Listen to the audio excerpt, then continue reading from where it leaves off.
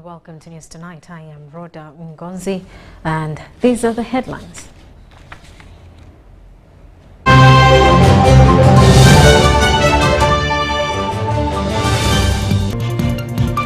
President Museveni directs government to pay bank charges on PDM loans. He also directs Finance Ministry to release funds to Prime Minister's Office for management of disasters. The First Lady, also Minister for Education and Sports, says private schools need to join EMAIS system.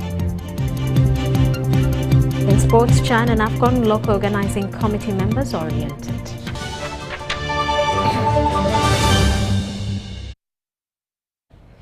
Hello once more. President Yoweri Museveni has directed that government should take up the responsibility of paying bank charges being deducted by banks from money, the 1 million shillings parish development model funds, in order for the beneficiary to receive the exact money. He was addressing the parish development model beneficiaries in Kapiripirit and the Abim districts. In the Kapiripirit district, President Yoweri Museveni visited Lokong Emmanuel, who is majoring in piggery farming.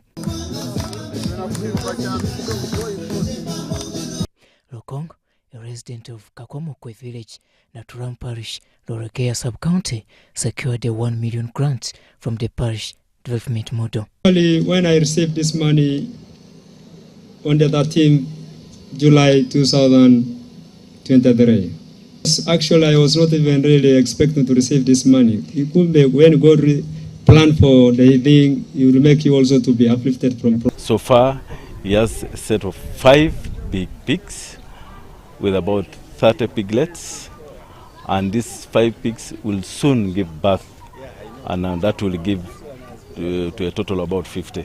Received the PDM money. I came here for the launch. That was on the 13th of July 2023. He received 1 million shillings, and now he has a big number of, I think you must have seen the project, how it is very successful.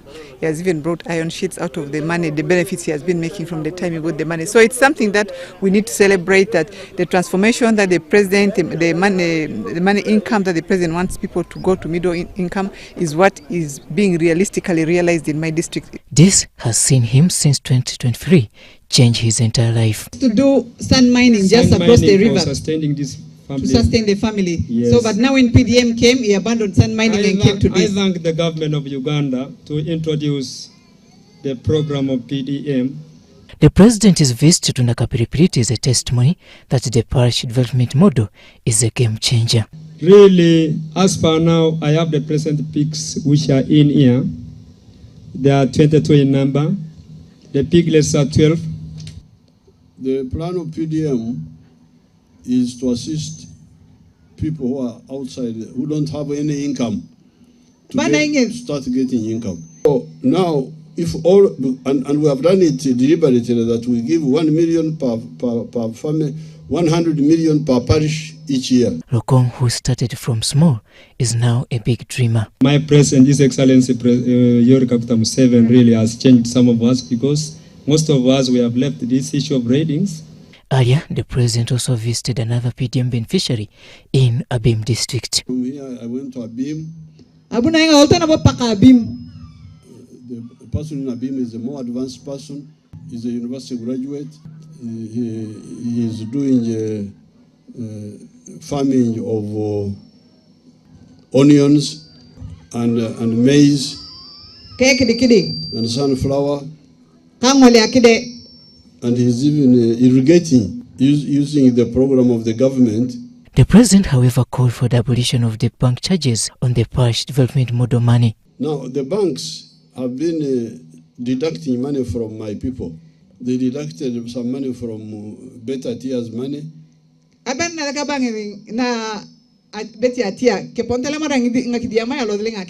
Nabutolo and all the others, I see they have been deducting.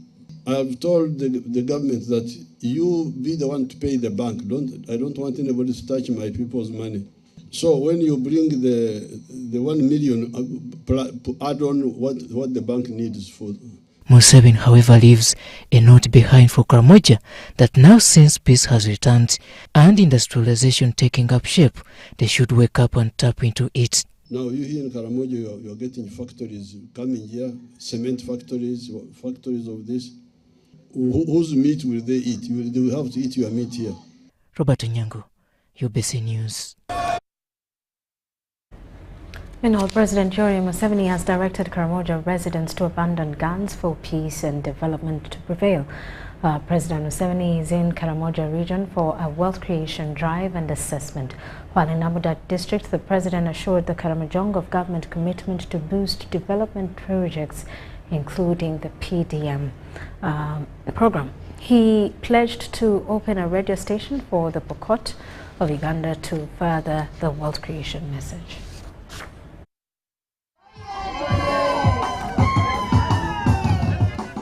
Jumbe Cell, Jumbe Ward of Amudat Town Council.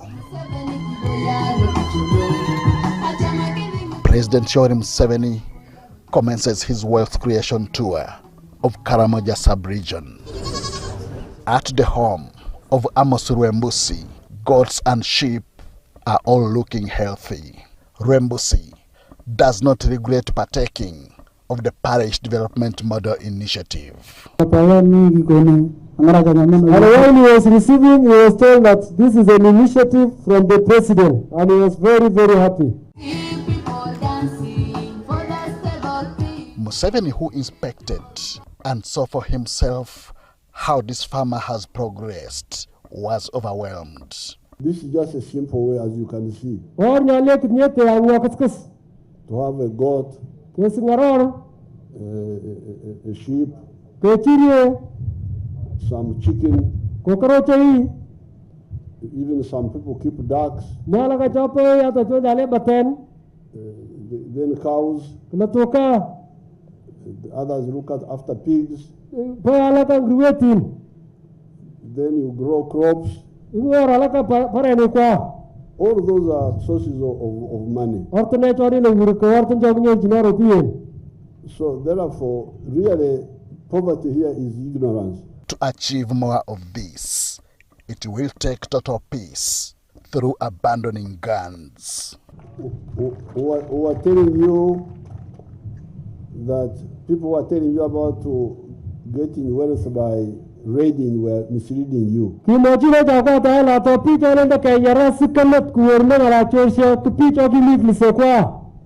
there's no way you can get wealth through raiding.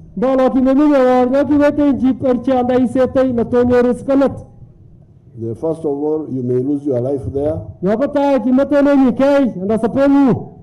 But secondly, also the cows and the goats you steal will die.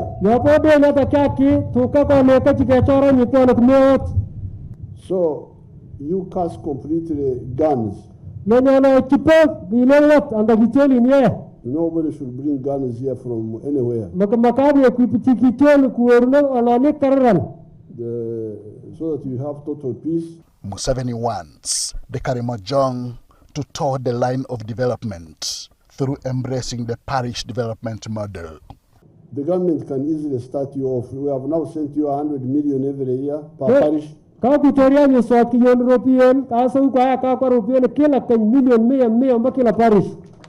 Each year. So that means in 5 years you will get 500 million.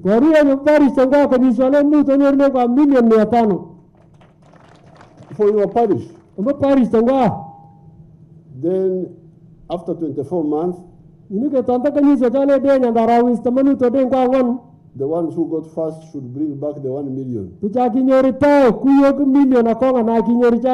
Bring it back not to the government, but to your fund here. Earlier, some requests were extended to the president, including acquiring a school bus for Pokot Secondary School and a local radio station. While Mama was the Minister for Karamoja Affairs, she came and supported us to fundraise for a bus at Pokot SS. Up to now, the school has 233 million in account, but the pro forma talks about 500 million. So they are requesting Your Excellency if you can support, because Mama told them that she had brought her cow and she would talk to you to also go to your kraal and give something. All these were answered in affirmative. Amos's kraal, I will contribute 5 million shillings to him now. Yeah. Don't be envious of him, because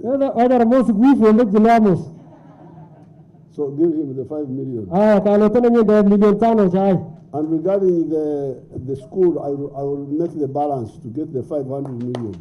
The 3-day wealth creation drive continues with a leaders meeting and the launch of the skilling hub expected in Moroto Anna Park on Wednesday. Henry Okrut, UBC.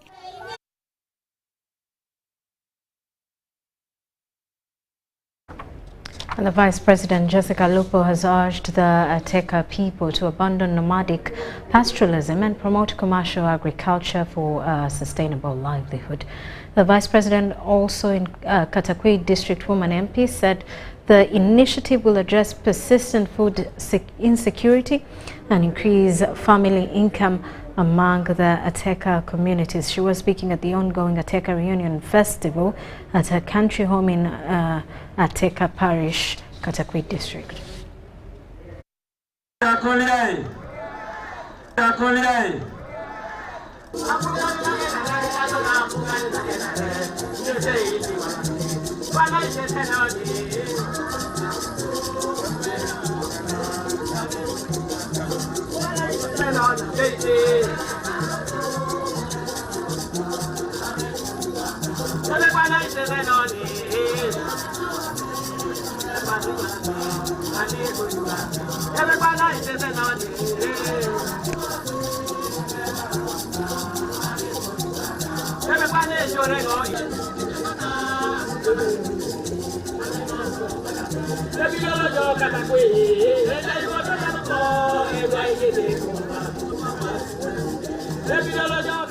I would like to congratulate all the persons with disabilities in Uganda for making it to this day. We observe the International Day of Persons with Disabilities to recognize your contribution to the socio-economic transformation of society and evaluate all the strategies aimed at ensuring that you lead dignified lives. The NRM has been at the forefront of championing the interests of persons with disabilities through a number of affirmative actions. We have defeated deep-rooted cultural and social injustices that afflicted special interest groups such as persons with disabilities.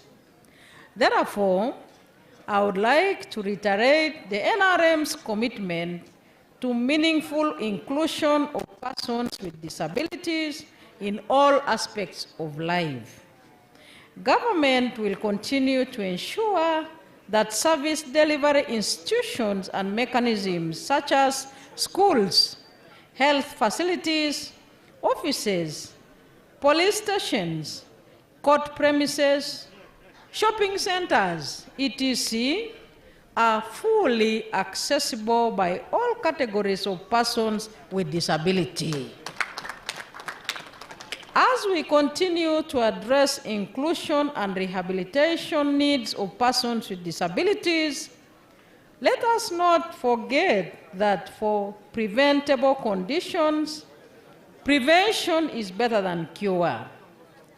Therefore, I urge all Ugandans to adopt healthy lifestyles, such as strict adherence to antenatal care for expectant mothers, ensuring full immunization of children, responsible living for the youth. I would like to thank the organizers of this event for choosing a good theme, i.e., improved household income for the well-being of persons with disabilities. To our development partners here present, Government recognizes your efforts to enhance a disability-inclusive development agenda.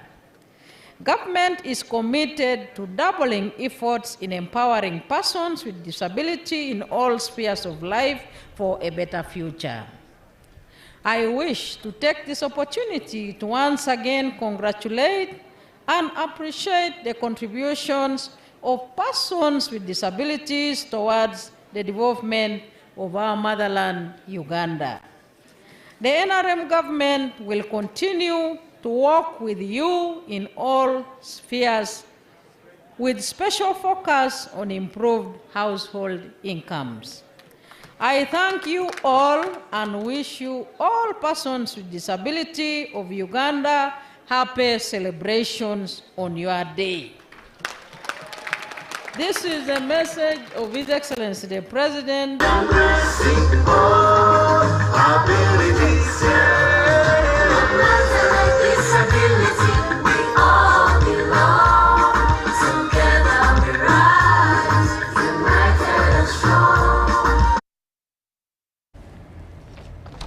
And President Yoweri Museveni has directed Ministry of Finance, Planning and Economic Development to expedite the release of funds to the Office of the Prime Minister to manage disasters in the country. Permanent Secretary of the Ministry of Finance, Rhoda Ngonzi, has informed an inter-ministerial meeting chaired by the Prime Minister, Rhoda Ngonzi. Today, Ngonzi informed the meeting that his ministry will, before end of this week, secure 50 billion shillings for disaster management.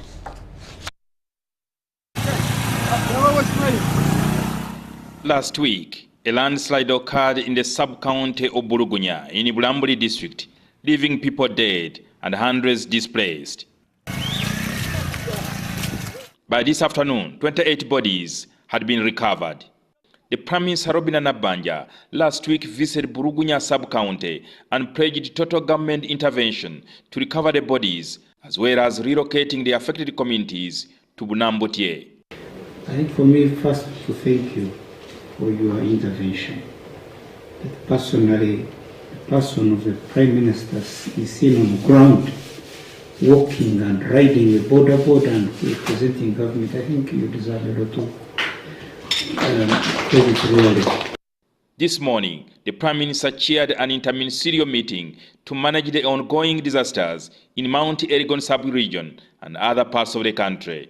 During the meeting at our office in Kampala, the Permanent Secretary of the Ministry of Finance, Planning and Economic Development, Rhoda Ngonzi, revealed that President Yoweri Museveni has directed him to release funds to the Office of the Prime Minister to manage disasters in the country.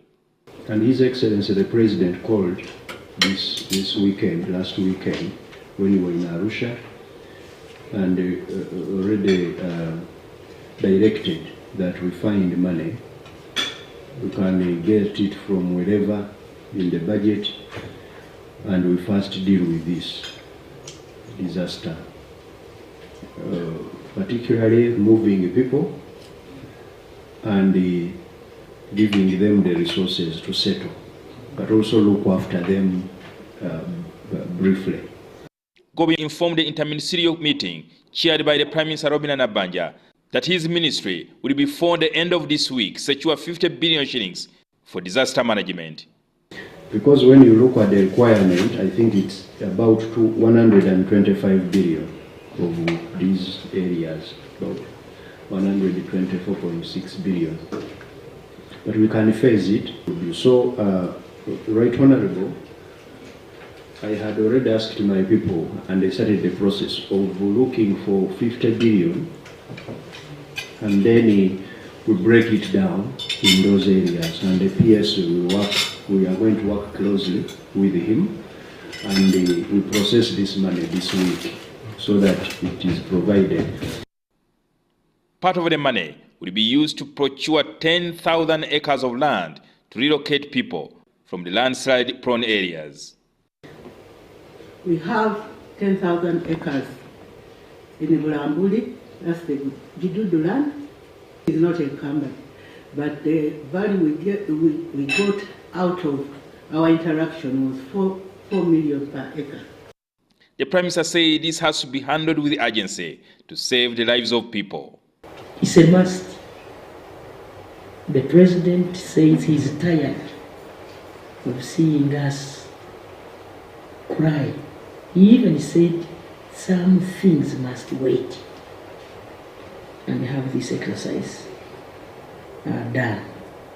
In his comment, he said we must look for money and have this done. Nabanya says those who resist relocation will be forcefully relocated. We only need the support of leaders. Those who don't want to go to Bunamutie, we give them money and they go. Those who don't want to get money, they will still go with no money. So we have three options. You get money and get land. One option. In Bunamutie, where we have. You get money and they go to other areas. The third option, you don't get money, you go. This is something which is not unexpected. We expected it. The only solution for us is the resources should be availed. We can hardly respond to the disasters that occur. We need proper equipment that can support some of this response. A satellite expert, Dr. Doreen Agaba, informed the meeting that they will be releasing satellite images of what happened in Burugunya to ascertain the number of households in the affected villages. And our plan, so far I've already put in the task to request for the satellite images.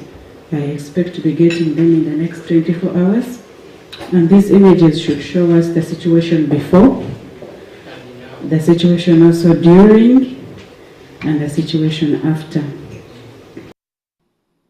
The Prime Minister Robina Nabanja has instituted a subcommittee chaired by the Minister for Disaster Preparedness to deal with the emergency response of disasters in the Elgon sub-region.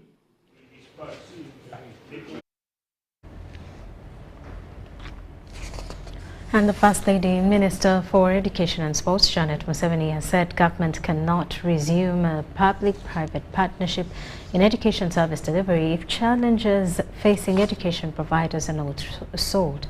She was at the inaugural Education Dialogue for proprietors and owners of private schools and institutions at Green Hill Academy.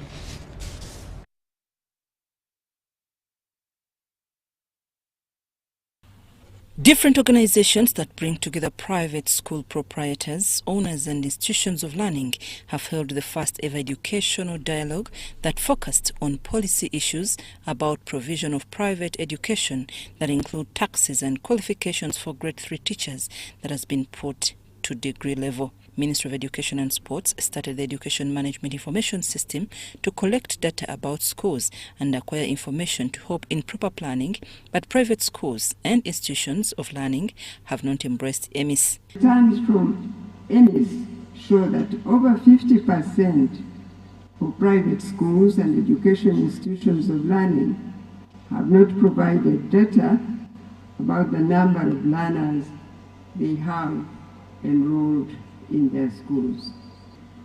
Be more transparent with data and information regarding your schools and institutions so that planning with the Ministry of Education and Sports becomes easier if possible.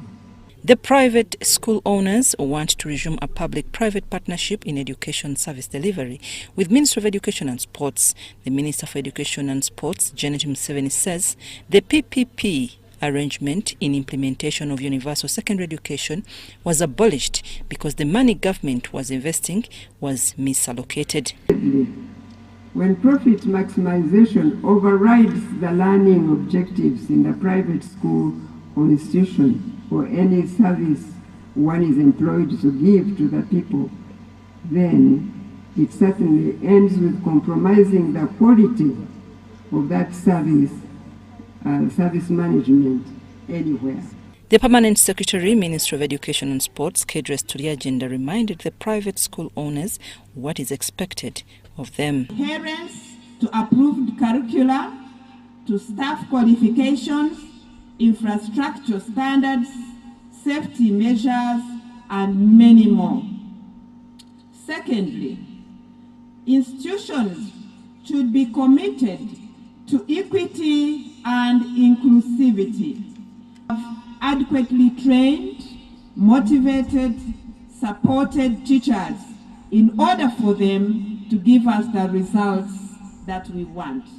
While interacting with officials from URSB, URA and NSSF, private school proprietors were urged to have their businesses registered. Of the income tax threshold, which still stands at 235 since 2012. There is a feeling that that is kind of biting, especially the lower income groups, knowing that majority of these teachers are earning between 400 and 600,000. So the proposal is to increase the threshold. Their recommendation is 600,000.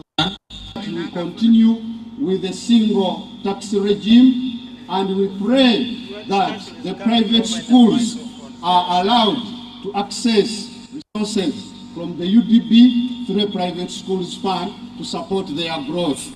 Minister of Education resolved that such conversation should be regular and properly planned. Janet Museveni, the Minister for Education and Sports, said it should be put on their annual program, since listening to each other can help them reach a consensus. I'm Nafka Farida and Stephen Kalisia in Kampala. Ministry of Internal Affairs has applauded security organs on the fight on crime, citing an overall decrease in crime by 1.5% in 2022 and now 2023. This has widely been attributed to the internal fight against crimes by the joint security agencies of the police and UPDF and against imported crime by the immigration.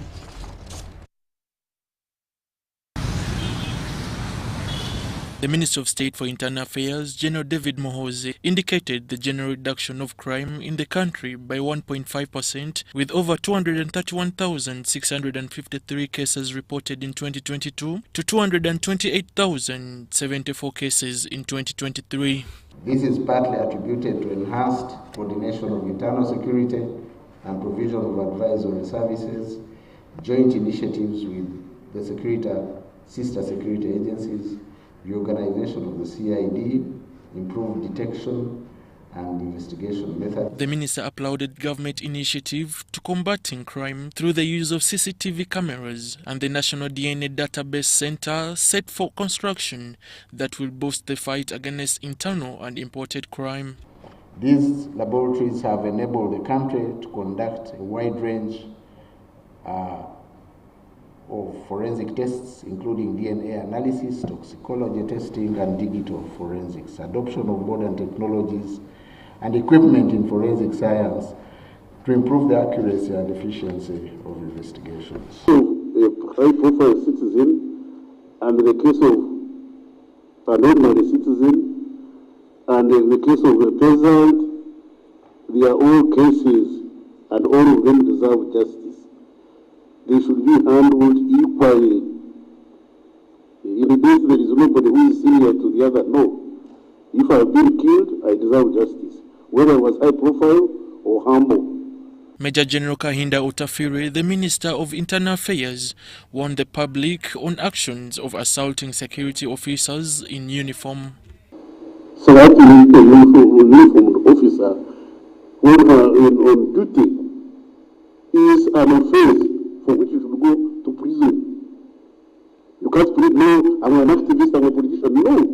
If you are an activist, do activism, but don't assault officers on duty. They are serving the state, they are not serving themselves. You will no right to assault them.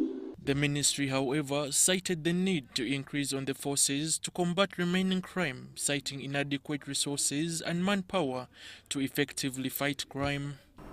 Officers are trying everything, and we are not wasting in time. So this is a problem. This is not unique to the police force only. It also happens with the prison service. The prison service is constrained. The ministry will continue to enhance the capabilities in ICT in order to digitalize crime watch platforms to increase the guarantee of peace and stability of the country. Komagum Rogers for UBC News. Residents of Luka district have appealed to government to expand health services since they meet challenges in accessing healthcare, with the nearest facility, Kiyunga Health Center, for over 40 kilometers away. This was during an open day with the Commissioner from the Ministry of Health, Dr. Aggrey Batesachi. Scenes from the open day at Bulike Primary School in Nkumbia Sub-County, where the Uganda Counseling and Sports Services UCSS had an open day on the theme of sustainable health for all. Residents share their struggles of living far from accessible health facilities. The health situation is we don't have health unit C, we don't have good road C, therefore with that, our people suffering in that case. The Commissioner from the Ministry of Health, Dr. Aggrey Batesachi, emphasized addressing the health challenges facing the communities. We want to encourage Uganda Counseling and Support Services to work with the government to be able to improve the maternal services here further. What is lacking here is the theatre. The operational theatres which are around this place are far. One of them is in Kiyunga, the other one is in Mwendwa, the other one is in Bumanya. Those areas are very far from this place. This place is like an island. The roads are very bad and it is very far and isolated from those places, in operational theatres which can help mothers. UCSS founders Dr. Ronald Kaluya and Kutesa Rona highlighted their organization's mission to bridge the healthcare gap in remote areas. Uganda Counseling and Support Services has served in these communities to introduce medical services. By that what I mean, we have 3 medical centers that are providing health to our people on a daily basis. We have a medical center here in Bulike. All these have provided health care to over 20,000 people this year. Looking at the theme for this day, which is the sustainable health for all, where we're looking at how can this community be sustainable holistically, but also with a special emphasis on health. The day's activities included cleaning markets and health facilities and renovating feeder roads. This week, as part of our Open Week activities, we have been able to reach out to different communities. We're doing different activities which included general cleaning in health facilities of Ikumbia and in our Ikokere Center. We also did general cleaning in Ikumbia Trading Center and Nawaikoke Trading Center. We also carried out road maintenance. These open day celebrations showcase the power of community-driven initiatives in creating sustainable solutions.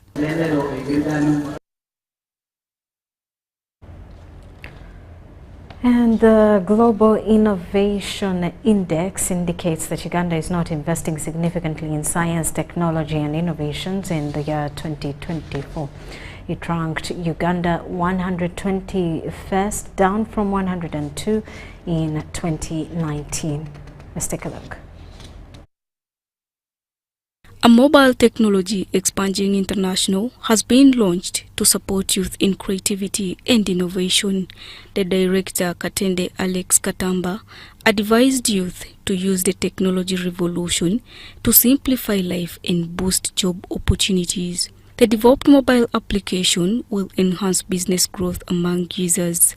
In technological revolution, when technology is evolving, we also see that there is a change in the products that enhance our health. So the app is going to assist you, connect you to people, and also giving features that other applications are not giving.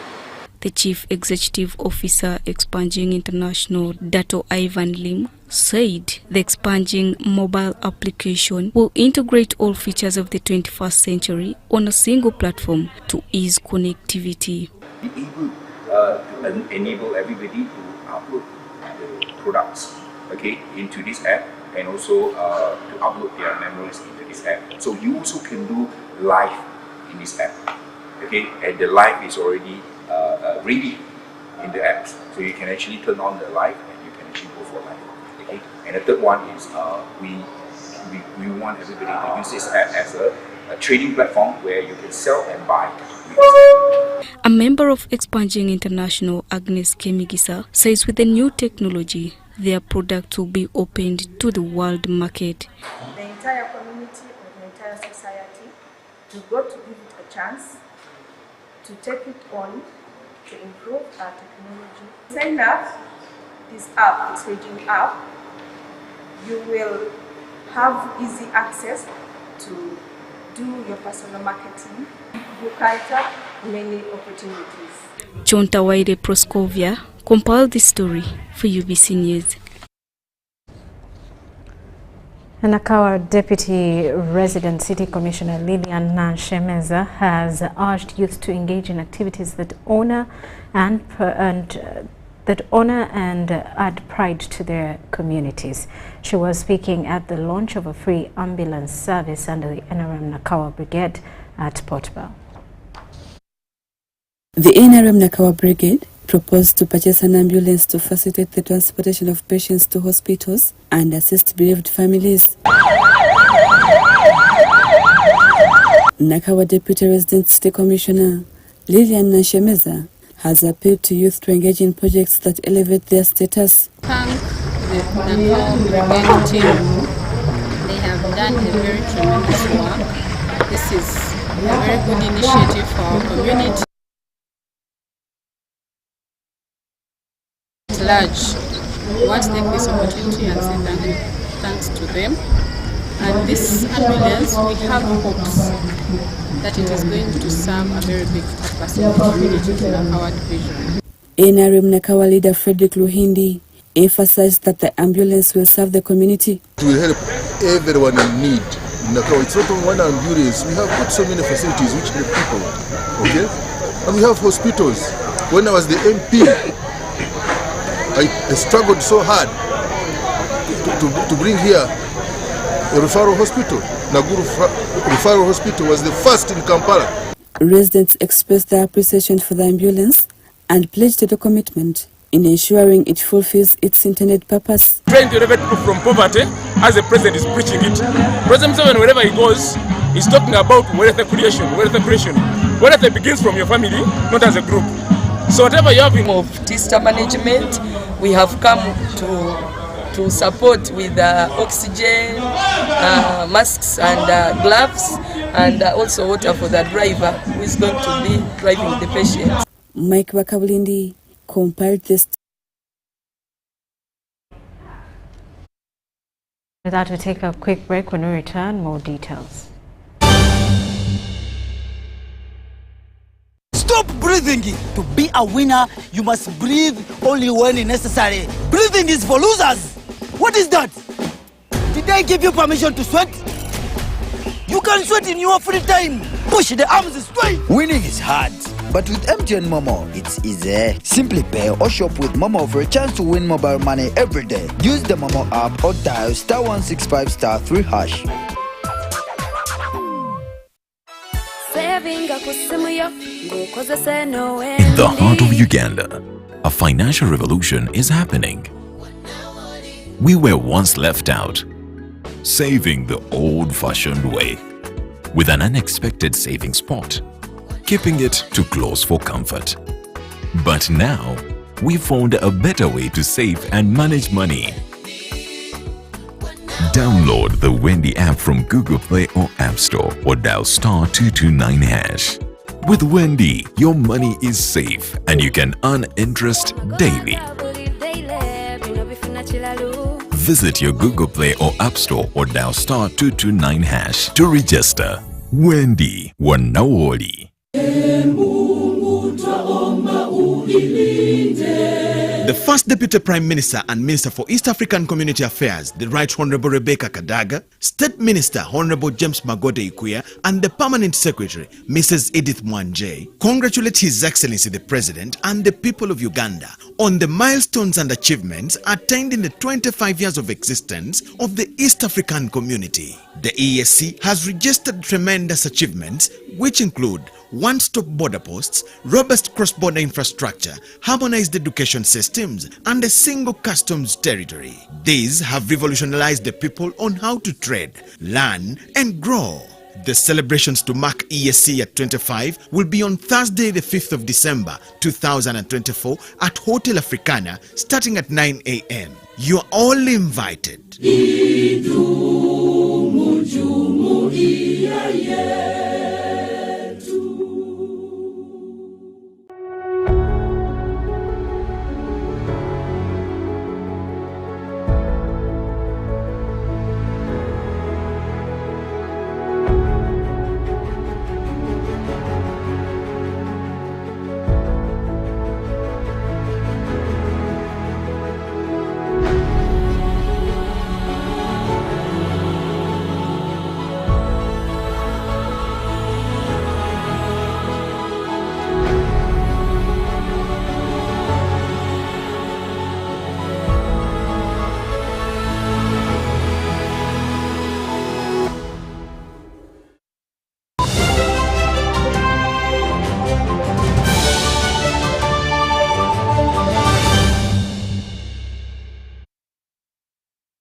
Welcome back.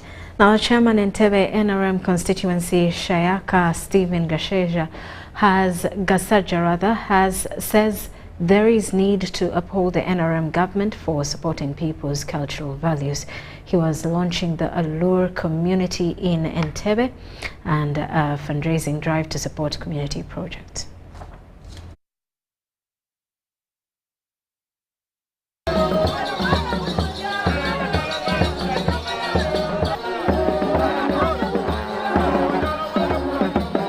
The Alu are an ethnic grouping found in the districts of Zombo, Pakwach and Nebi. They live around River Nile. They treasure their culture through a popular dance, Agra. To preserve culture for future generations, the Alu in Entebbe have launched a community to unite them and also to foster development. Shayaka Stephen Gasaja, Chairman Entebbe NRM constituency, presided over the launch. The kingdom spokesperson David Ruping represented the Alu King Roth Ubimu Philip Olakal Raun III. The chairman of Alus in Uganda and in diaspora, Okero Stephen, says the major goal is to unite all the Alus in Uganda and diaspora.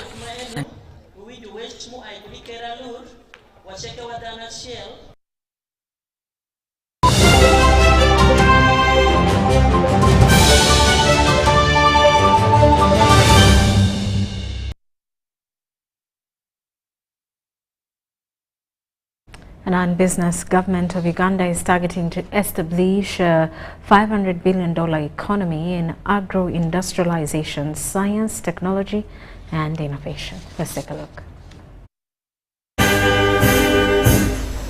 The Uganda Small Scale Industries Association, WUSIA, has a membership of over 12,000 and has celebrated 45 years of supporting small, micro, and medium enterprises.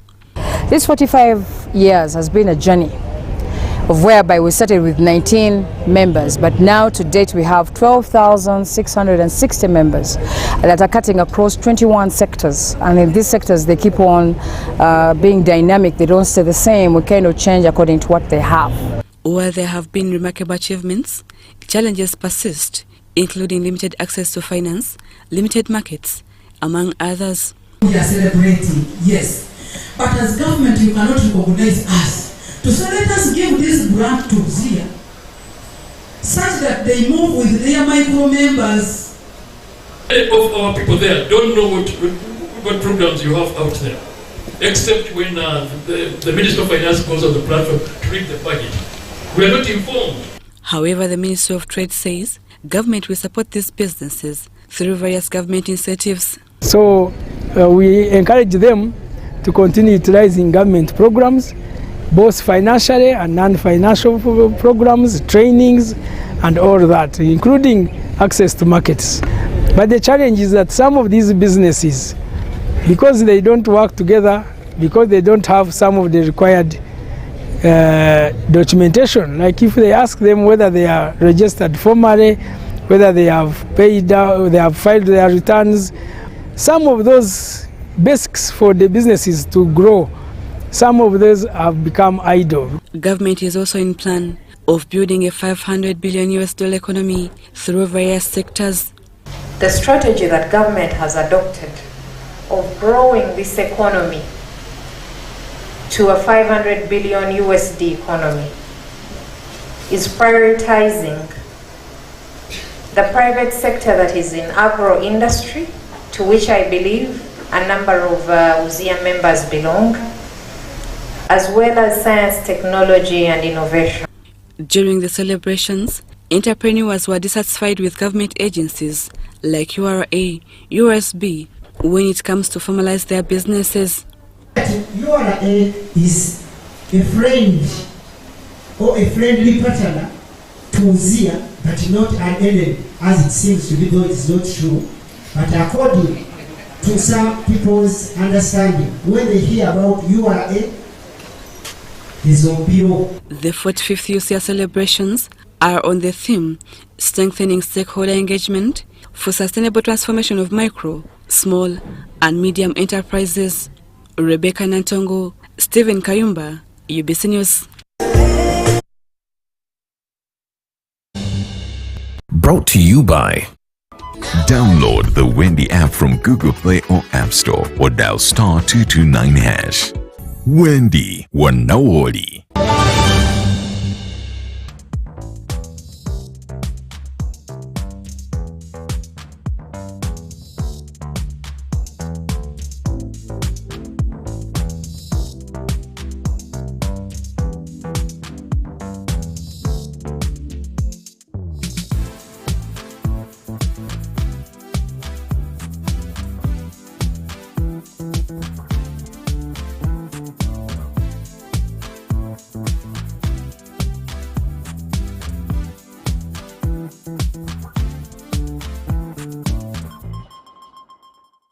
Do you need data collection services, data analysis and reporting, monitoring and evaluation systems? Then contact Mold Technologies, a professional research firm that has provided many organizations with timely research solutions for over 15 years. For more information, visit www.mt.co.ug or call us on 0704 913 399 or 0782 602 963. Visit our office in Kampala at Sayuni Complex in Tinda. Mood Technologies, your professional research firm.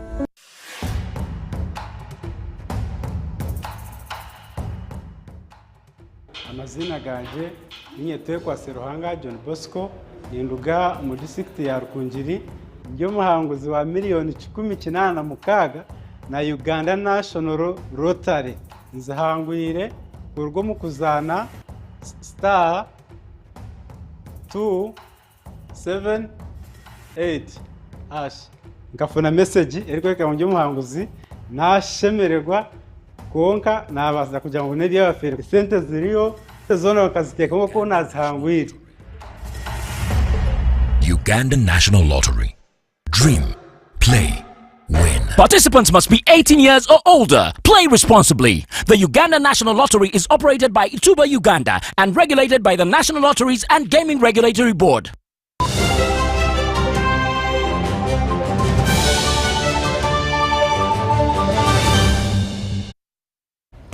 Welcome back. And now in sports, Uganda's netball national team has continued its preparations for the African Netball Cup with a friendly against the men's select side at the MTN Arena, Lugogo. Let's take a look.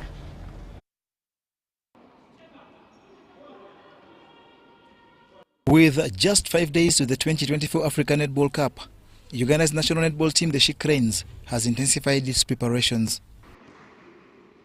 The team that has been boosted by the arrival of UK-based Farida Kandondi has played a friendly game against the men's select side at the MTN Arena Lugogo.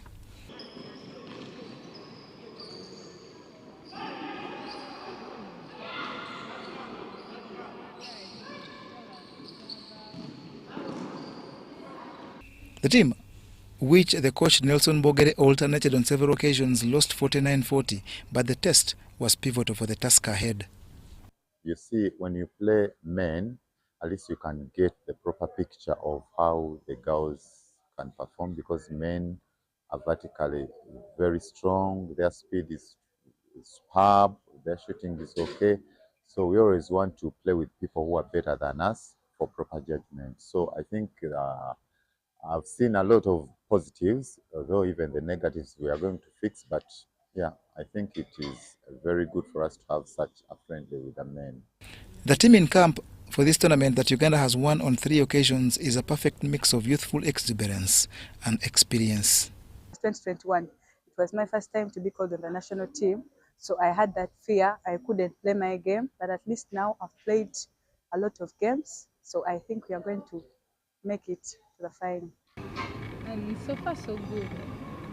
Being my first time in the national team, I've experienced a lot, getting the chance to play with my role models, getting a chance to know this and that, getting a chance to interact with different coaches. So far so good. The Women's Africa Netball Cup that starts on Saturday is for 9 teams, including defending champions South Africa, Malawi, Botswana, Eswatini, and Kenya.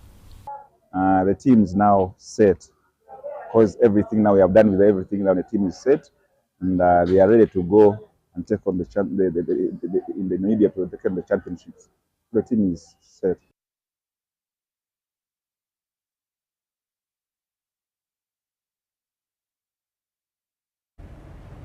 And in this year's World AIDS Day message, different sectors were urged to join in on the fight against ongoing fight against HIV/AIDS in order to achieve an AIDS-free Uganda by 2030. Sports can play an important role in HIV/AIDS prevention and awareness in several ways. Let's take a look.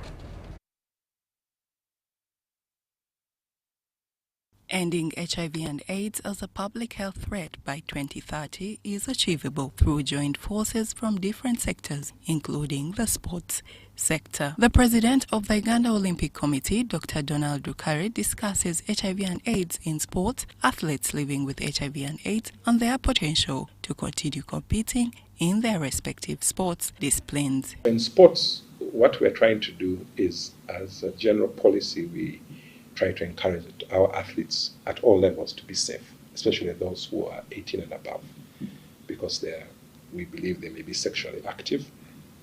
So we do have codes of conduct. International games have mitigation policies where they distribute information about HIV and infections, and also distribute condoms. For example, in Paris, there was a whole campaign during the Olympics about how to protect yourself, and this was very critical. So as the UOC, we believe that we should take time off to really speak to our athletes, our officials, and everybody within the ecosystem of sports to be careful and to take measures to ensure that they don't get affected by HIV. And those who might be, then also how do you ensure that you take the requisite measures to ensure that you get the right drugs and attendant care. But we do not have a policy of determining people's HIV status, so we would not know if someone is HIV status. So, but what we believe and what we see, and talking to the health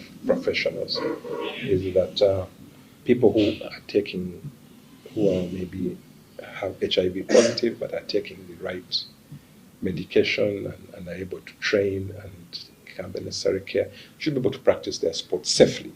Because again, we have different types of sports. We have non-contact sports, contact sports, those where you're in touch with the people, where you might be exchanging or having injuries or blood. For example, if you're swimming, it's highly unlikely that you will get any. But if you're playing football or rugby or basketball, which are high contact sports, something which we leave to self-regulation, because there are a lot of privacy issues. So really what we are focusing on now is more education and awareness. This year's World AIDS Day theme, Take the Right Path, reminds us that to fight against HIV and AIDS, we need to take the human rights-based approach to ensure that everyone, especially the most vulnerable, can take the services they need without fear. But is this the best approach for sportsmen and sports in general? In the case of Uganda, with our athletes and It's really about protecting and the best interest of the athlete. So having a rights-based approach, I think, dovetails very well with the rights and duties of an athlete. But you have to balance this with right to public health, in terms of the public health imperative, right to protect.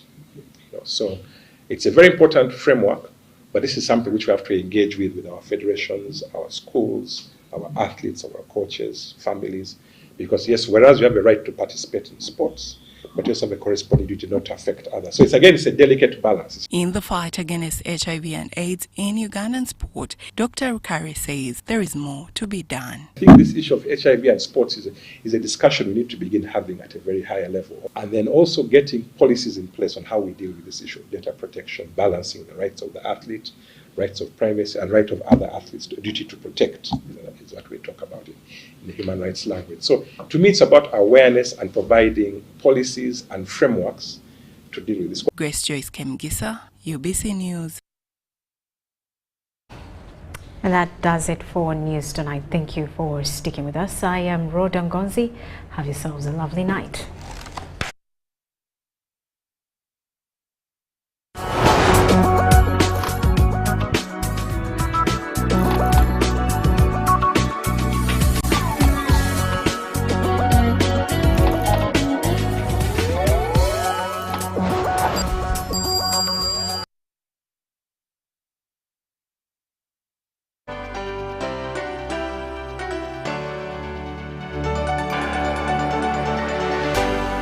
UBC, inspiring Uganda.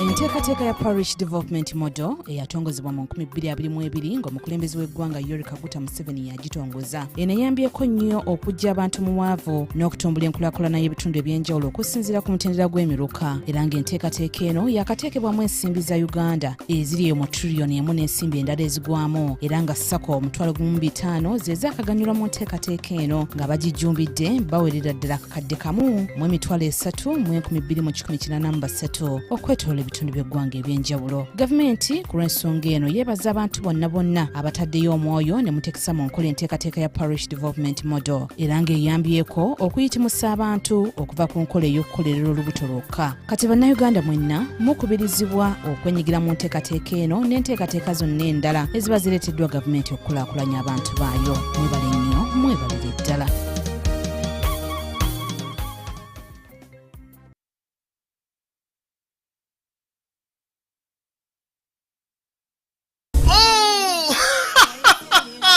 Super Soul Sisters ground-based inspiring story grand finale is here. With our theme of Vision for the Future, come and be part of this amazing yet inspiring pageant as we focus on the girls' life journey through storytelling to change people's lives. This December, Saturday the 14th, 2024 at Nakasero Primary School Amphitheatre from 10 a.m. to 6 p.m. in partnership with Plan International Uganda and UBC TV. Ordinary tickets are sold at 20,000 shillings, VIP table at 500,000 shillings and 1 million Ugandan shillings. Be there.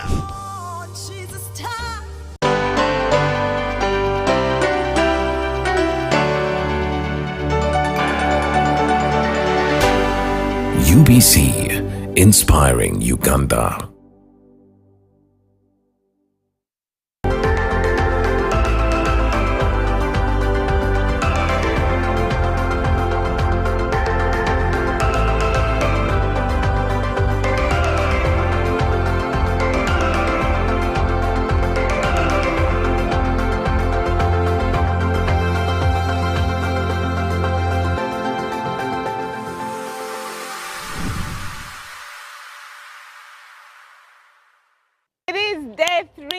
The district conference, the 99th district conference, and this is one of the highlights of the district conference. Today we get to hear who our leader is going to be for 2027-2028. We also get to hear who is going to lead the district for the Rotary actors. But the most important part of all of this day is also to hear those clubs that have been awarded. These awards are very important. All the efforts and all the energy that clubs put in the whole year is awarded on this day. We get to hear who has, performed very well for the signature project for the club, for the governor, that is a bigger project. Who has been an outstanding club when it comes to partnership? Who has been outstanding on TRF? We also have several things that happen today. We get to sit in the Legislative Assembly, and I could tell you that the highlight of that is when we get to know how much money has gone to the Rotary Foundation. This is where our basket of money that all the 7,800 club Rotarians use for projects. We get to see the different clubs that have contributed most. We get to see how much of this money has come from the district and your different contributions. But a sneak peek of that, I'm told that we have collected $550,000 from District 9213, which is wonderful. Now with 550, you multiply that by 3. And that's the amount of money you Rotary clubs have to access the different matching grants for your projects. I welcome you to the Rotary Moment Show today here in Munyonyo for the 99th District Conference. Welcome, welcome. Thank you for riding with us for the last 2 days. Today is another day. Come along with us for this wonderful plenary. Welcome with me, everyone who is here in Munyonyo, as we show you what Rotary is and why we are very passionate about Rotary. Like I said, my passion, my Rotary. Welcome to the Rotary Moment Show. I am still Carol Chazeka Koza from the Rotary Club of Chiwatule and the host of the Rotary Moment Show. Welcome to the 99th District Conference. At this point in time, I would like to invite our district Rotary representative, Rotractor Emmanuel Tukera from the Rotary Club of Kampala City, to come and give his Hope Create experience. Welcome with me, our DRO.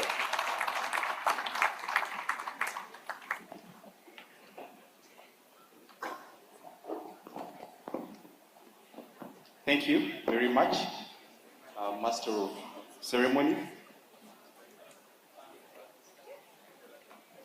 Our Rotary International President's personal representative, Brenda, our wonderful District Governor, Edward, all past and future District Governors and Rotary representatives, our dear Rotarians and my fellow Rotaractors, good morning. I have been so touched by the well wishes and applause that we have received over the past weeks, days and months, especially after the realization that we had run a successful year. But tonight is my time to say thank you. Whether you have made a contribution to our success, been a silent admirer, or even did nothing at all, watching you give your best has kept me inspired, kept me learning, and kept me going. You have made me a better DRR, a better leader, and a better man. When I first joined Bosharact 9 years ago, I was a teenager looking for an extra group of people to associate with at the university and to continue my journey as a former interactor. I had not fully figured out who I was, and I was still searching for purpose in my life. It is in Rotaract that I learned to best dress for particular occasions.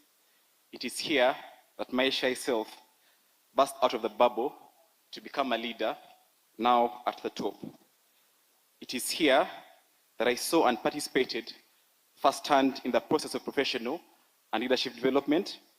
It is also here that I witnessed the transformation of communities through various interventions. It is here that I have seen how everything is possible when people unite to take action to create lasting change in themselves, in our communities, and across the globe. Here, I have over the years learned that change and good things only happen when ordinary Rotaractors and Rotarians get involved and engaged to cause it for the greater good. The above descriptions are what I mean when I say that our organization is exceptional. Not that it is entirely flawless, but that we have shown the capacity to withstand any challenges. Our progress has been uneven. Sometimes it seems like we are not where we should be. Sometimes it seems like we take 2 steps forward and 1 step backwards. But what has mattered most is that even when we have fallen forward. We have kept moving. On 1st July, but first on the stage tonight, we will witness yet another transfer of leadership from one DRR to another. I commit to supporting the next team with the best transition ever, especially by handing over the healthiest version of our district that anyone could hope for. It will be up to the next administration to ensure that Rotary moves forward while addressing any challenges that we may encounter along the way. We have all we need to do so. After all, we remain the most organized, most impactful, and most focused youth organization in our country for the last 40 years. Our history, zeal, creativity, systems, and diversity mean that we can only get better and stronger. While at it, we must not forget the sense of common purpose, despite our disparities in origin, upbringing, and level at which we see the things. That for all our outward differences, we must stay in this together because we rise and fall as one. But for all the progress that we continue to make, it is not enough that a few clubs and individuals refuse to embrace the system, struggle, decline, and at worst exit the stage. Disparities in our organization are a recipe for cynicism and polarization. We must work together to ensure equitable growth in our organization. We can argue about how best to address our goals and challenges, but we cannot be complacent about the goals and challenges themselves. Regardless of the situation that we occupy in our organization, we have to remember the promise that each of our fellow members loves our organization just as much as we do, that they value its progress and that of our communities just as much as we do, and that we are all hopeful and curious, just with differing degrees. It might not be easy to accept some of these things, as it is always safer to stay in our bubbles, surrounded by people that share the same outlook as us. We later become so insecure in these corridors that we start accepting only information, whether true or not, that fits our opinions, instead of basing our opinions on facts out there. I think that threatens our organization, because our growth journey needs willingness to admit new facts, accept guidance when in wrong, and ensure that reason matters. If we don't do that, all the efforts shall be self-defeating and only retard our organization. Reality will then find a way of catching up with us. We must also guard against the weakening of the values that make us who we are, that make our organization unique. It will never be okay for us to sit back and cry about the things that are going wrong with our organization without first examining our own role in creating these wrongs.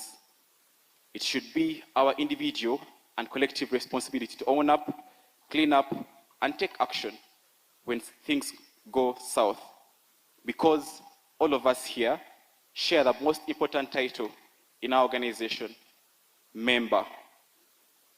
If you think something needs fixing, lace up your shoes, fasten your belt, and do some organizing. If you are disappointed that your club leaders are not leading you well, offer yourself at the next opportunity and start to make that difference. If you think your district leaders are not doing their best, nominate the best person from your club and shake things up. Dive in and stay at it. You will win or lose sometimes, but no matter the outcome, if you are a good person, the entire process will energize and inspire you, and your faith in our organization and its members will be stamped. My faith has been confirmed over the last 12 months as your leader. I have seen hopeful faces of new Rotaractors and rekindled smiles of community members. I have celebrated and mourned with fellow Rotaractors at respective events. I have seen the environment getting secured and communities getting empowered. I have seen the unending love, dedication, generosity, and happiness of Rotaractors. I haven't seen it all, but I've seen quite a sum. I urge us to continue to work together as Rotarians and Rotaractors. When we grow Rotaract, our Rotary clubs are the biggest beneficiaries because good Rotaractors make the best Rotarians. Above all, we must stay vigilant and focused. Our organization and all our successes are threatened when we take them for granted. Remember that none of us and none of what I have just said happens on its own. It all depends on our participation, which is what gives our organization power and meaning. Some of you here watching us live also watched us on the stage in Barara last year. Maybe you still can't believe that we achieved and pulled this whole thing off. Let me tell you, you're not the only ones. Many people would not have believed if I had said 12 months ago that our Rotary clubs would up their storytelling game and embrace mainstream media, that we would plant at least 15,000 trees in traceable places, our highest ever number in a single year, that we would organize the best festival and raise $2,000 in proceeds for our foundation, that we would charter a record 18 new Rotaract clubs, that we would increase our membership by a net of 400 members while enhancing the general membership experience, that we would pull off the biggest ever alumni gathering as we celebrated 40 years of Rotaract in Uganda, that we would, in the first 3 quarters, raise $21,000 as we keep chasing our goal of $30,000 for our Rotary Foundation. But let me tell you more about this particular milestone of the foundation. This year, over 45 Rotaract clubs have already qualified for the Rotaract Giving Certificate. We have had a record 600 new donors